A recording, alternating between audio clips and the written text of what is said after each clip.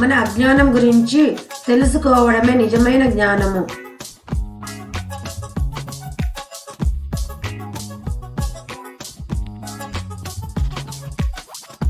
అడ్డంకులకు కుంగిపోయే వారికి ఎప్పుడు అపజయమే వరిస్తుంది. విజయం లభించాలంటే వాటినే అనుభవాలుగా మార్చాలి.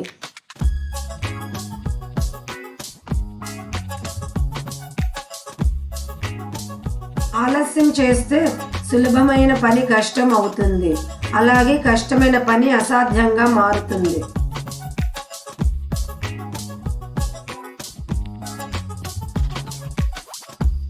పది మంది మనం చేసే ప్రతి పనిని ప్రశంసించాలని ఆరాటపడటం వల్ల మనలోని బలహీనత బయటపడుతుంది.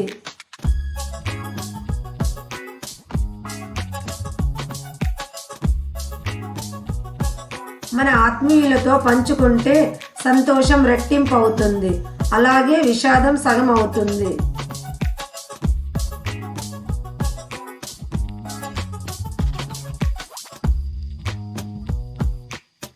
అసలే ప్రారంభించకుండా ఉండటం కన్నా ఆలస్యంగా ప్రారంభించడం ఎంతో ఉత్తమం.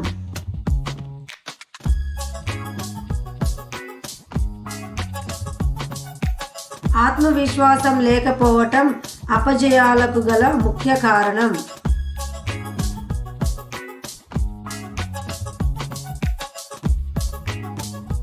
కాలం విలువ తెలియని వాడు జీవితం విలువ అర్థం చేసుకోలేడు.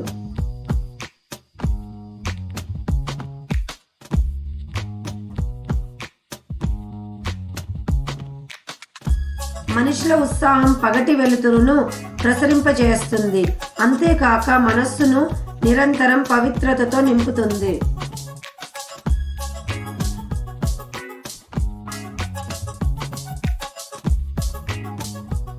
గడ్డివామును తగలబెట్టడం వలన సముద్రం వేడెక్కలేదు.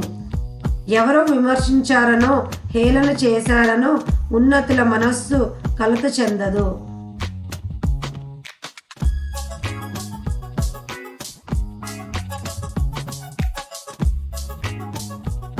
ఎంతో ఆకలితో ఉన్న సింహం గడ్డిని మేయదు, అలాగే కష్టాల పరంపర చుట్టూ ముట్టిన ఉత్తముడు నీతి తప్పడు. కేవలం ఊహలతోనే కాలాన్ని గడిపితే ప్రయోజనం ఉండదు. నారు పోసినంత మాత్రాన పంట పండదు కదా.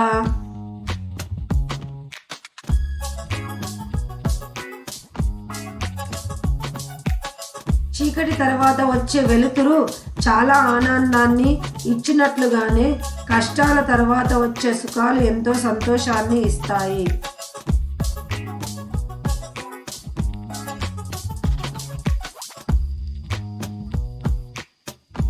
ఒక్కొక్క కోరికను జయిస్తూ విజయాన్ని చేరటం 1000 కోరికలు తీర్చుకున్నా లభించదు.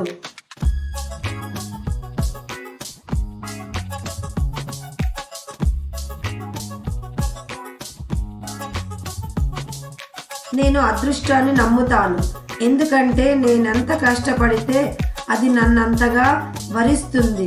అదృష్టం మన నుదుటన ఉండదు, మన కృషితోనే ఉంటుంది.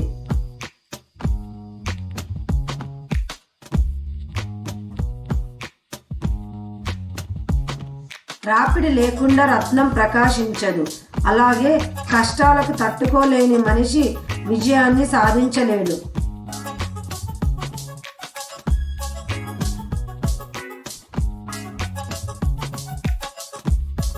నేను క్షమిస్తాను, దాని అర్థం ఇతరుల ప్రవర్తనని అంగీకరించానని కాదు, నా జీవితాన్ని ముందుకు తీసుకెళ్తున్నానని.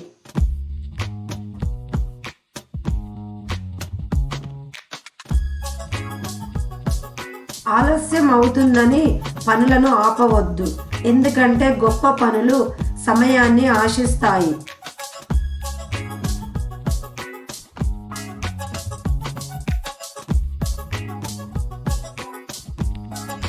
జీవితాన్ని ఆస్వాదించడానికి ముఖ్యంగా కావలసినది ఆ జీవితాన్ని ఆనందంగా మలుచుకోవటమే.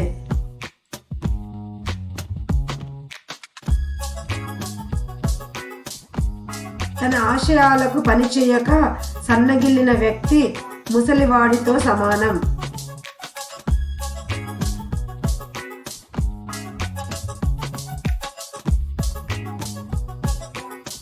Thanks for watching my video. Please like, share and subscribe to my channel.